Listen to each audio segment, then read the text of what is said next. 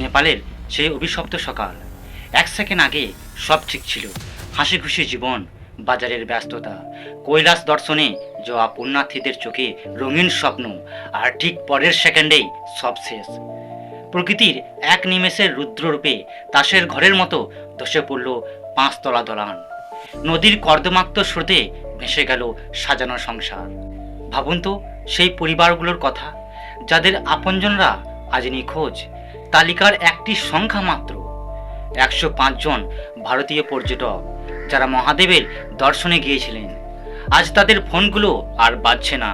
32 জন জওয়ান, যারা আমাদের রক্ষা করার শপথ নিয়েছিলেন, আজ তারা নিজেরাই প্রকৃতির কবলে। সুড়ঙ্গর ভেতরে আটকে পড়া সেই 60 জন শ্রমিকের কথা ভাবলে বুক কেঁপে ওঠে, যারা জানতেনও না তাদের মাথার উপর পাহাড়টা কখন মরণ ফাঁদ হয়ে দাঁড়িয়ে আছে।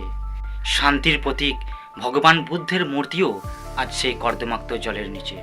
কিন্তু প্রশ্ন হলো, এটা কি শুধুই প্রাকৃতিক দুর্যোগ? 13 মাস আগে প্রকৃতি যখন প্রথম সতর্কবার্তা দিয়েছিল, আমরা কেন তখন ফাইলবন্দি রিপোর্টে আটকে থাকলাম? হিমালয়ের বুকে বরফ গলছে, পাহাড়ের ওপর ঝুলে আছে জলের বোমা, তবুও কেন আমাদের প্রস্তুতিতে এত খামতি? এই ছবিগুলো, ভিডিওগুলো আমাদের শুধু ভয় দেখানোর জন্য নয়, বরং আমাদের বিবেককে জাগিয়ে তোলার জন্য। শোক আমাদের স্তব্ধ করে দেয় ঠিকই, কিন্তু সেই শোক থেকে জন্ম নিতে হবে এক নতুন শপথের। প্রথমত, প্রকৃতিকে শ্রদ্ধা করতে শিখুন। আমরা প্রকৃতিকে জয় করতে পারি না, কিন্তু তার সাথে মিলেমিশে থাকতে পারি। আর দ্বিতীয়ত হলো, সতর্ক বার্তাকে অবহেলা নয়। সময় থাকতেই সঠিক ব্যবস্থা নিলে হয়তো শত শত প্রাণ আজ বেঁচে যেত।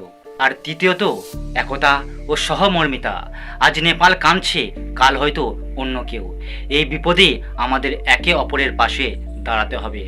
আমরা কিছু পারি আর না পারি, অন্তত পক্ষে যারা হারিয়ে গেছেন, আহত হয়েছেন, আর এখনো পর্যন্ত যারা মৃত্যুর সাথে লড়াই করছেন, তাদের জন্য প্রার্থনা তো করতেই পারি।